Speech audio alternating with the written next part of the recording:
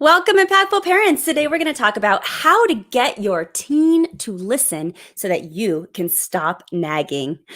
Welcome. My name is Christina Campos. I'm founder of The Impactful Parent, and every week I come on and answer one of your questions live. So if you have a question for me for next week, please direct message me on social media, or you can email me at theimpactfulparent@gmail.com. And all submissions are always anonymous.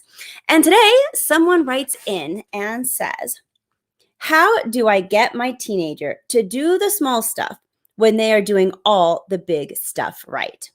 For example, my son gets good grades in school and is generally a good kid.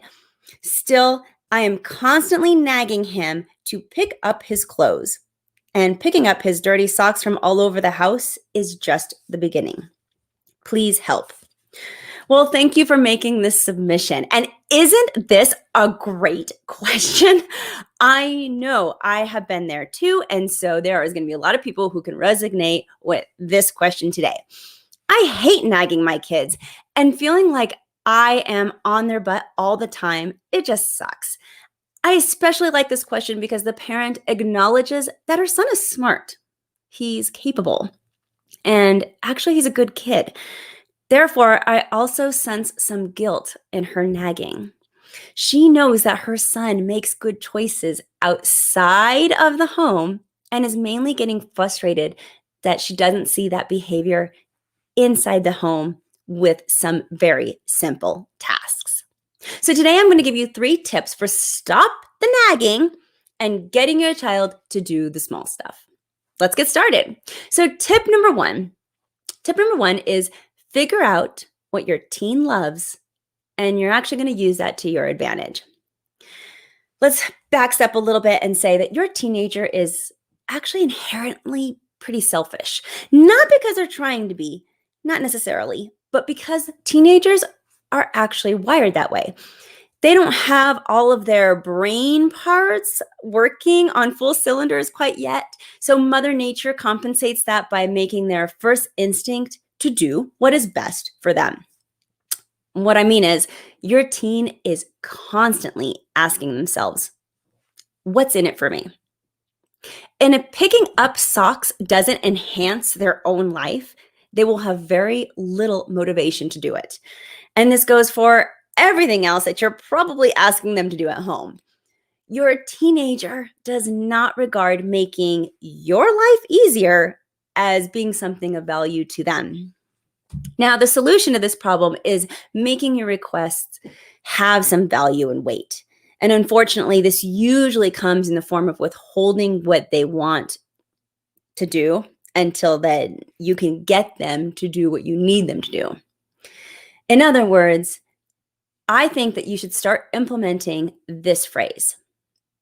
You have to do what you have to do so that you can do what you want to do. And by repeating this statement over and over, you're actually ingraining that phrase into their brain, and you're also teaching them a very valuable life lesson. We all know adulthood is full of you have to do what you have to do so that you can do what you want to do. And in fact, if you have a child that does most of life right the way that this parent does, then your child probably already knows this phrase and has already internalized it in most likely a school setting. But they're refusing to accept it at home because you, the parent, probably haven't enforced it enough. So to enforce this lesson, this is what you need to do. The first thing is find out what your child cares about and what are they motivated to do. Is it going out with friends? Is it spending time on YouTube? Is it gaming, going to soccer, whatever it might be? The second thing you're going to do is you need to sit your child down and tell them that from this day forward, the rules are changing. Tell your child that you're tired of nagging at them. Tell them that you don't want to be that parent that nags all the time. Tell them that there are certain responsibilities that they have to do around the house as being a part of the family. And those chores and expectations need to be laid out to your child verbally, and you can even do it in writing. You're going to have to tell them exactly what you need from them. For example, I need you to never leave your socks around the house. I don't ever want to see one of your dirty socks laying in the living room. You got to be really explicit with your directions here. They can't read your mind, and your passive aggressive hints are likely not to work with a teenager. Then the third thing you're going to do is, once all those expectations are laid out on the table, you're going to tell them the consequences for not doing what you're asking them to do. For example, every time I find a sock laying around the house, I'm going to take 10 minutes off of your electronics time. Or maybe you say something like, I'm going to start making you do your own laundry when I find that sock on the floor. Or you're going to be required to vacuum the living room before I allow you to go to basketball practice if you keep doing this. And then the fourth step that you want to do is to truly follow through with your consequences. If you tell your child that he has to vacuum before he goes to basketball practice, then you're going to have to take his car keys or call the basketball coach and tell him why your son's going to be late. Now, you don't have to excuse your son from the basketball.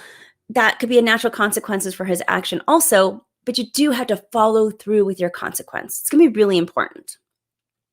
And by ingraining this phrase, you have to do what you have to do so that you can do what you want to do, you're teaching your child that completing chores equals getting privileges. You just need to be consistent with it and follow through. And consider that you don't always have to take something away to motivate a child. I know it's a go-to for most parents, including myself. It's so easy to say, I'm going to take that away until it's done. But you can also provide incentives for doing what you want, or even use a combination of the two. Take away privileges if they don't listen, reward them if they do. And that could be a very powerful strategy to make results happen even quicker. Now, tip number 2 for today is give your child a window of time to get your requests done. Many parents make the mistake of demanding that their older children do what they ask right here, right now. But if your teen feels like they're being strong-armed into doing your requests only your way and only on your timetable, then they're not going to be very motivated to do what you want. Your growing adult needs some space to do things their way. Your child is searching to gain their independence, and your demands can make them feel belittling. They can feel belittling to them. And just as you might feel if your boss didn't give you any leeway to do your job, your teen will begin to resent you if you always demand things on your timetable. Now, the good news to this is that it's such an easy fix. You just give your child a time frame for completing the task. For example, please pick up your socks before dinner. Anytime before dinner is fine. Or please pick up your stuff from the living room within the next couple hours. And they have that time to get that task done. And if not, they face a consequence. Now, lastly, here's my tip number 3. You need to change your expectations a little bit because you got to pick and choose your battles. You may want to start with just the socks and be consistent with your consequence for the socks first before you try implementing all the other things that might be annoying you right now with your kid. Sometimes it's better to tackle little by little things first to see a much more long-lasting result. If you try and get your child to shift their way of thinking by implementing 5 new rules, you can get some significant pushback. But that same child might find one small request more manageable to deal with and then start complying with less resistance. And then once that new request becomes the new norm, you can start implementing more requests. Now, I really hope that helps you today. And if you have a question for me for next week, please submit it. Direct message me on social media, email me at theimpactfulparent@gmail.com. All your submissions are anonymous, and maybe I'll answer your question for next week. But until then, you got this, parents. I'm just here to help. Have an amazing day.